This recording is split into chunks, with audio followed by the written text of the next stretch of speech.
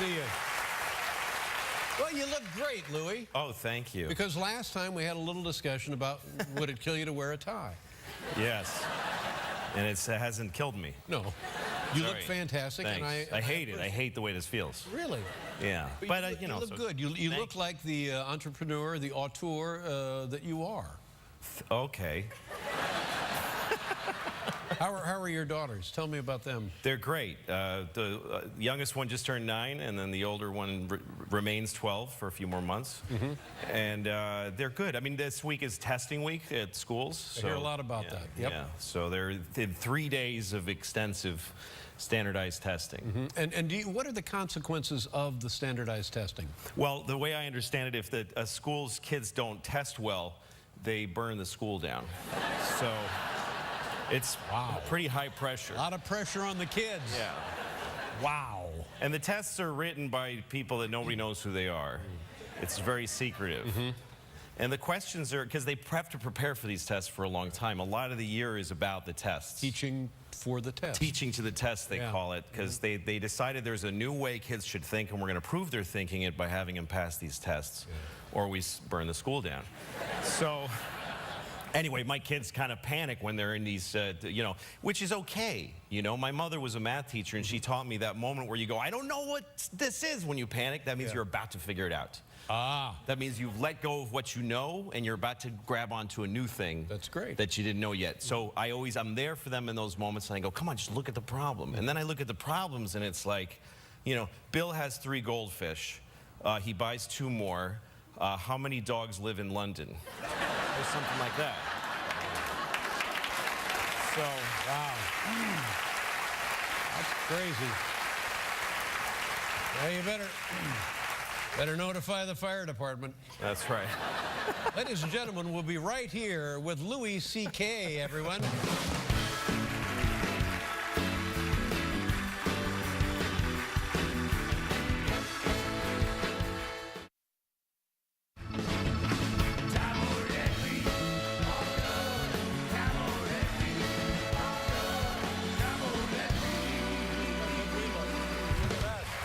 I'm telling you, me and Louis. The show comes on May 5th.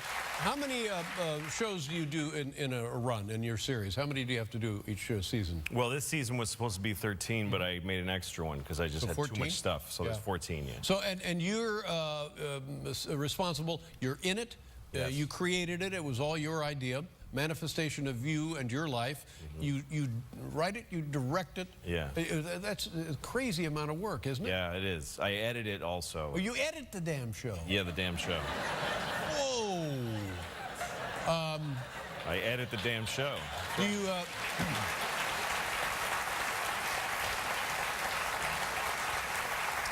So you folks look long and hard at that editing, okay? But I mean, you can do it, and you must love doing it, but Yes. it's a tremendous amount of work. It is. It's very hard. And I think if I could take one job away that I wouldn't do, it would be the acting. Really? Because that's the one that makes all the other ones harder. It's hard to direct when you're the dude. And it's hard to edit because I have to look at my stupid face for just hours and hours. And then I got to go out here and promote it and say, you got to see this guy. It just gets so sick to my stomach Yeah. by the time it's over. Well, It's really too much. now this brings up an interesting point. Have you ever thought of doing everything but starring in the show and casting a guy to be you in the show? It's a really good idea. You want to do it? Because you're going to be... No, I will have... Yeah. I'll have some time. By the way, I'm very pleased for Stephen Colbert. He's a great guy and he's my friend. But the fact that you're leaving really sucks, I think, because...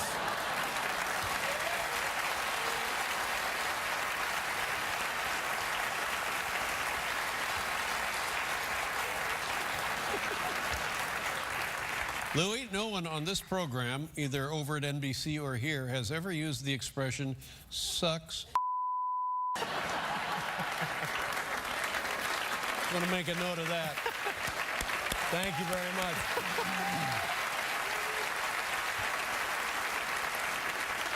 I'm going to start using that more around the house. Yeah, it's good. It's good. Yeah. Yeah. And it's none of my business, but how can I ask you how old a guy you are? Sure, I'm 46. I have no problem with that. 46, yeah. You look good at 46. Oh, thank you. Two kids, 46. Yeah. That works great, right? Yeah, that's fine. Yeah. I don't care about getting older. Things get easier when you get older. How so? Well, you just slow down a little. You don't think nothing's so important after a while because you've seen it go around 46 times. It doesn't get much better, so Right. why worry about it? So, I was on a plane. I was flying out to Los Angeles recently for a lot of important stuff, and I was sitting on an aisle seat with with 3 seats next. It was like a very crowded, stressful flight, and we're about to take off, and this woman gets on with her baby like this. And her husband and 2 other just sad-looking kids, and she's just walking through the plane hating people with her baby. She's so upset, and I saw her come, and I realized that she's sitting here. No. And I'm like, So she comes up and she says, okay, here's how this is gonna work. This is all true. She goes, you're sitting in the middle, I'm sitting in the aisle because I have a baby. Oh. And I thought, okay. And I told her, here's what I'm gonna do. I'm gonna get off the plane. Just get off. So I got off the plane. True story.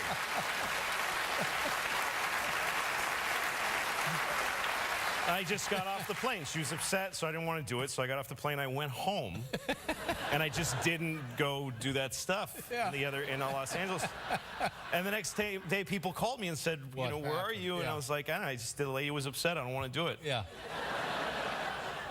I think you made honest to God, I think you made the right decision. Yeah. And if it were me in that situation, I would have done the same thing. Yeah. Because that's not the way you want to begin your cross-country trip. No, I don't want to do it. And whatever I had to do over there, it didn't get done, and it doesn't really matter. Yeah, that's right. So this is a manifestation of you growing older. It's not That's that right. important. Because I knew whenever I'd get there, I'd meet some people and go, yeah, okay, that sounds a good idea. None of us would ever end up doing any of it. And then,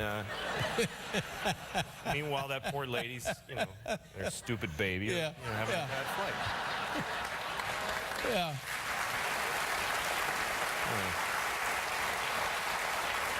I think that's a sign of great maturity. But that's kind of like the credo of your life. It's sort of like, fine, if you don't want to do it my way, okay, we just won't do it. You've been very successful with that. Yeah, it has worked. I just kind of do whatever I want, and I don't mind. It's because I don't mind when things go bad. It's not so bad. So you just do what you want to do, and I hope my kids are better than me at all of that. I'm trying to teach them to be a little better than me at everything. That's what you hope, right? That your kids are better than you. Yes. Well, but I think that you're a pretty good role model. Now, I'm not in the house, but I think you're... Yes. I think you're a pretty good role model from what I've seen. That the kids must admire you for other reasons than just being a great dad. I guess so, yes. Their experience of me is that I make them breakfast, and sometimes breakfast sucks.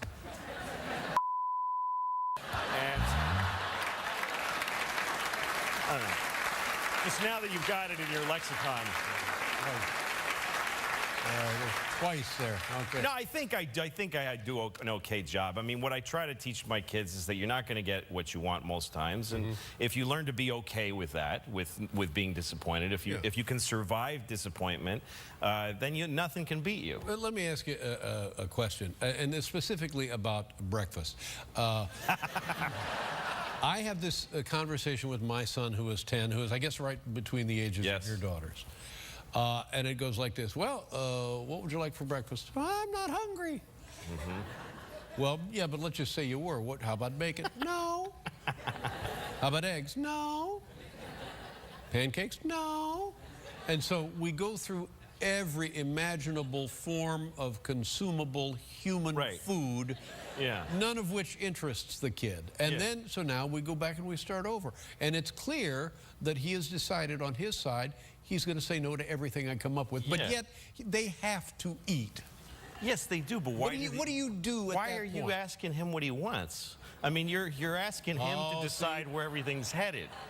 And look, I know why you're asking. I get it. But the thing is, you're saying if he doesn't decide what he wants, he won't eat. So I'm already That's behind crazy. the 8 ball. That's never going to be his. So yeah. with your girls, you just put the food in front of them. I go, here's what we're having. Here's what we're having. I don't want that. And I go, all right, what do you want then?